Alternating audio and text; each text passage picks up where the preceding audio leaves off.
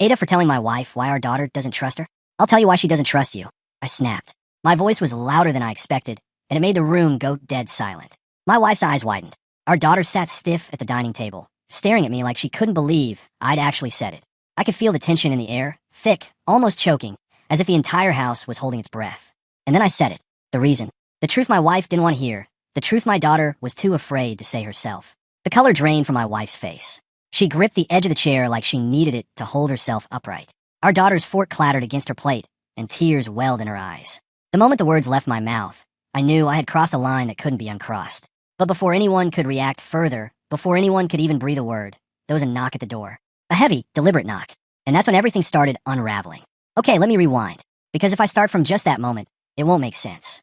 You'll think I'm cruel, or that I enjoy hurting people. The truth is, it took months, maybe even years, for us to reach that boiling point. I'll try to explain it as simply as I can.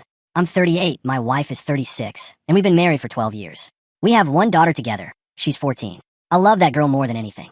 She's smart, a little shy, and she's the kind of kid who notices things most adults don't. And that's where the trouble started. My wife has always had this way about her. Controlling, sharp, sometimes even cold. With me, I could shrug it off. I'm a grown man. I can handle myself. But with our daughter, it was different. Little things at first. Promises my wife would make and then break. Like saying she'd be at her soccer game, but something came up. Or telling her she'd take her shopping for her birthday. Then canceling last minute because she was too tired. Our daughter wouldn't say much about it. But I could see it in her eyes. The disappointment. The little cracks forming in her trust. I tried to smooth it over. I told myself it wasn't a big deal. But kids remember things. They hold on to broken promises like sharp stones in their pockets. Then came the bigger things. One night, I came home from work and found my daughter crying in her room. When I asked her what happened, she just shook her head. Later, I found out my wife had gone through her phone without asking, read all her messages, and then grounded her for talking to a boy from school. I get it, teenagers' boys' phones, it's a tricky age. But the way my wife handled it wasn't discipline. It was humiliation. She called her sneaky. She called her a liar. And she did it in such a cold, dismissive way that it crushed her. After that, I started noticing the distance. My daughter stopped going to her mom for advice. She stopped sharing little things about her day. If my wife asked her a question, she'd give one-word answers. And then one day, she whispered it to me. I don't trust her. It broke me. For weeks, I carried that weight. I tried to be the middle ground. I tried to soften things, to make excuses for my wife, to keep the peace. But the tension just kept building. My daughter was pulling away from her mother, and my wife noticed. She didn't know why, though, and she kept blaming me, saying I was turning her against her. That brings us back to the dinner table.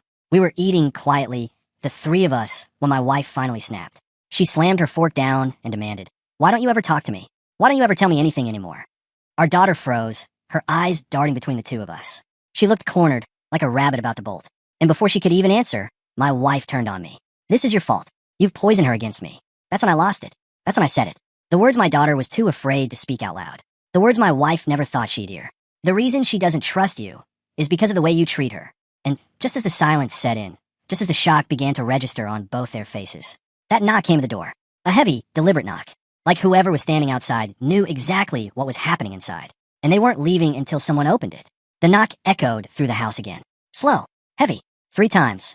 None of us moved. My wife's face was pale, my daughter's fork still resting on her plate like she'd forgotten how to use her hands. Finally, I stood up. I'll get it. I wasn't sure why my voice sounded so steady, because inside, I was shaking.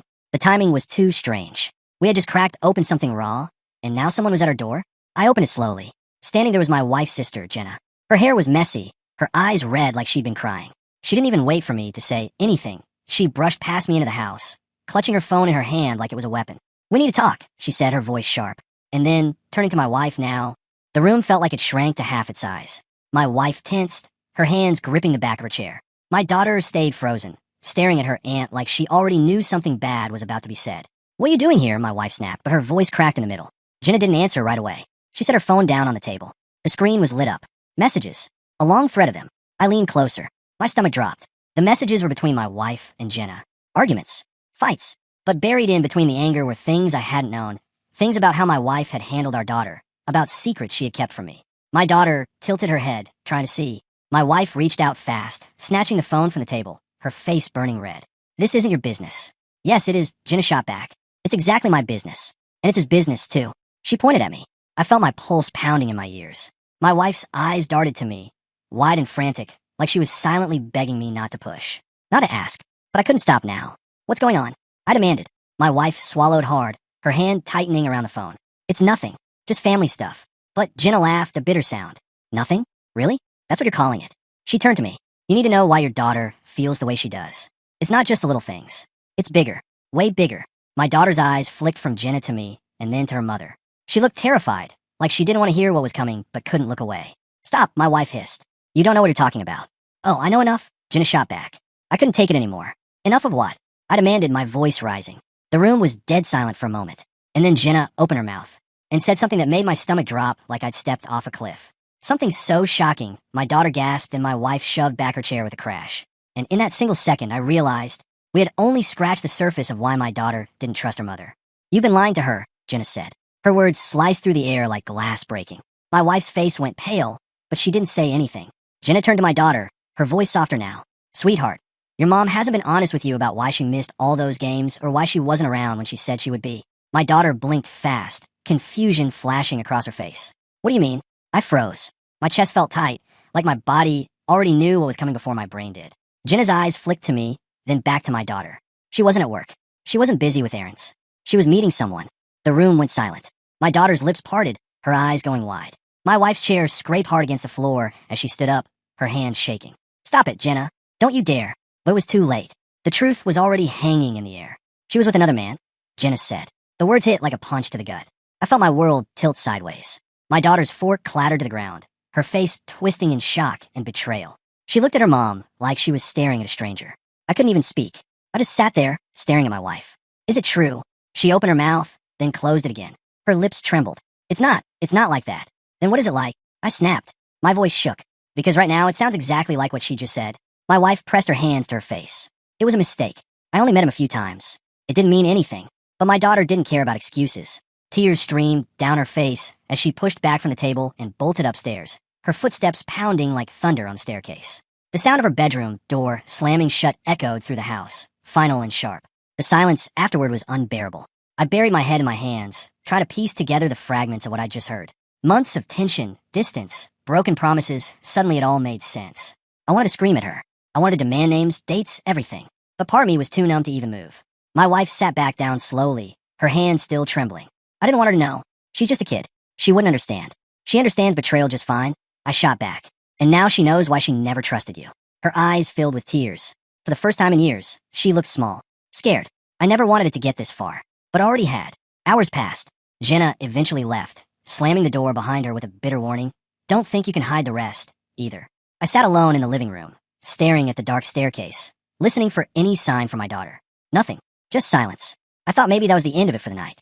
I thought maybe tomorrow I could start picking up the pieces. But around midnight, my phone buzzed on the table. A single text message from an unknown number. You don't know the whole story. Meet me if you want the truth. And then an address. I must have read that text 10 times, staring at the glow of my phone in the dark living room. You don't know the whole story. Meet me if you want the truth. The address was about 20 minutes away. A rundown part of town I hadn't been near in years. I didn't know who sent it. I didn't know if it was a trap, or some sick joke, or maybe, just maybe, someone who could finally explain the parts of this mess I didn't understand. I wanted to throw my phone across the room. But instead, I sat there frozen, heart pounding. I didn't go that night. I was too stunned, too drained. But the message gnawed at me until the sun came up. The next morning, the house felt like a graveyard. My daughter wouldn't come downstairs for breakfast. I knocked on her door, but all I got was silence. When I pressed, she finally yelled, I don't want to talk to her. The word her cut like a knife. She wasn't even calling her mom anymore. Downstairs, my wife sat at the table, eyes red, coffee untouched. She looked up at me like she was hoping for mercy. Please, she whispered, don't let this ruin everything. Don't let her hate me forever. I wanted to scream at her, ask her how she could even say that after what she did. But the only thing that came out was, you ruined it yourself. Her face crumpled, and for the first time, I realized she was terrified. Not of me, not even of Jenna, but of something else. Something bigger. By the afternoon, my phone buzzed again. Same unknown number. Time's running out. Tonight. Same place. I should have deleted it. I should have ignored it. But every bone in my body told me that if I didn't go, I'd regret it forever. So after dinner, what little of it we managed to choke down in silence, I grabbed my keys. My wife looked up fast. Where are you going? Out. She stood, her chair scraping against the floor. Don't. Please. Just stay home tonight. There was something desperate in her voice. Something that made me pause. Why? I asked. She hesitated, her mouth opening and closing like she was fighting herself. Because they'll twist it. They'll make me look worse than I already do. I repeated, but she didn't answer. I drove anyway. The address led me to an old, boarded-up cafe at the edge of town. The parking lot was cracked, weeds growing through the asphalt. A single streetlight flickered above, throwing long, eerie shadows. My stomach churned as I pulled in. I half expected no one to be there. But as I parked, a figure stepped out from behind the building. Tall, hooded, moving slow, deliberate. My phone buzzed again. Get out of the car. And that's when my headlights caught the figure's face. Not a stranger. Someone I knew. Someone who should have had no part in this mess. And in that split second, I realized Jenna was right. We had only scratched the surface of what was really going on. The hooded figure lowered his hood, and my stomach dropped. It was Brian, my wife's co-worker. The one she always swore was just a friend. The one she used to text late at night, claiming it was work stuff. I froze, gripping my car door like I needed it to hold me upright. What the hell are you doing here? Brian didn't flinch.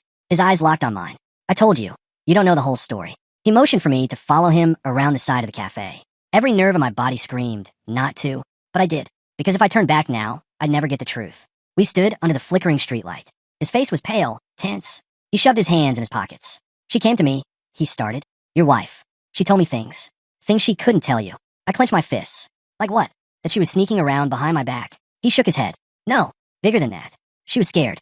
Said she was being watched. Said if she told you the truth, you'd both be in danger. My blood ran cold. Watched? By who? Brian's jaw tightened. I don't know. She never said names. Just that someone had leverage on her. Someone who could ruin her. And by extension, you and your daughter too. I felt dizzy, like the ground had tilted beneath me. None of this made sense. My wife had cheated, yes. Lied, yes. But this? Who would be watching her? Who would care that much? I wanted to scream that he was lying, that he was just covering for her. But deep down, the look in his eyes, it wasn't fake. Back at home later that night, I couldn't look at my wife the same. She sat on the couch, her hands twisting nervously, eyes darting to the window every few minutes like she expected someone to be standing there. When I told her I'd met Brian, her face drained of color. You shouldn't have gone, she whispered. You don't understand what you've done. Then make me understand, I snapped. Because right now, our daughter hates you, your sister despises you, and I don't even know who the hell I'm married to anymore. Tears filled her eyes. For a second, she looked like she might finally spill everything. But then, she stopped. Her whole body stiffened. And that's when I heard it too. A sound outside. A car door slamming. I went to the window. A black SUV was parked across the street, engine idling. I couldn't see who was inside. My wife grabbed my arm, her nails digging into my skin. Don't look, she hissed. Just act normal. Act normal. I repeated, my voice shaking. Who are they? She didn't answer. Instead, she whispered something that chilled me to the bone. If they know you've been asking questions, we're all finished. I stumbled back, heart racing, staring between her pale face and the SUV outside. My daughter's footsteps creaked upstairs, unaware of the shadow hanging over our house. And in that moment, one terrifying thought hit me like a hammer.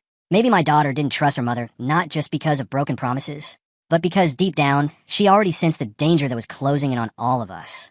That night, I barely slept. Every creak of the house, every flicker of headlights outside the window made my pulse spike. By morning, the SUV was gone, but the fear wasn't. My daughter still wouldn't speak to her mother. Jenna wouldn't answer my calls. And my wife, she just sat at the table, staring at her phone like she was waiting for it to ring. Finally, I couldn't take it anymore. Who are they? I demanded. Her eyes lifted slowly to mine, hollow and tired. She opened her mouth like she might finally tell me. But before she could, her phone lit up. A single text. I leaned over and read it. Too late. We warned you. And that's when the power went out. The house fell into darkness.